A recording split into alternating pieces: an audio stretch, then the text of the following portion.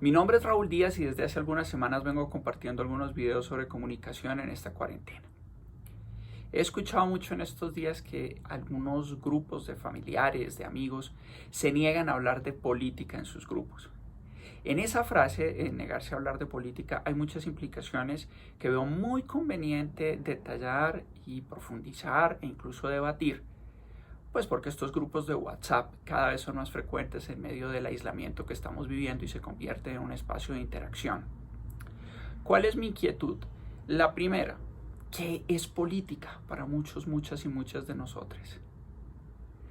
Hablar de política no es solamente hablar de campañas electorales o hablar del gobierno de turno, local, regional o nacional. No es solamente hablar de la diplomacia internacional. Hablar de política es hablar de las dinámicas de las ciudades y de los países, de la polis.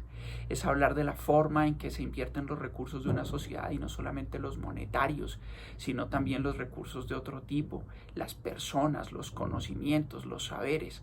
Hablar de política implica preguntarse si el rumbo que está tomando una sociedad más allá del gobierno actual o del siguiente o del de hace 20 años es el adecuado o no, o incluso el rumbo de la humanidad como tal. Entonces hablar de política es fundamental, es crucial en nuestra vida cotidiana.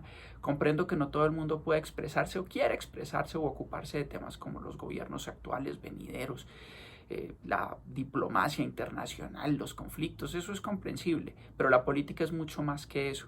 Ahora, es muy preocupante además esa tendencia que no se puede entrar a debatir algo de política electoral o algo de gobierno o diferencias entre partidos políticos o entre movimientos o ideas porque entonces la gente se ofende y se sale de los grupos.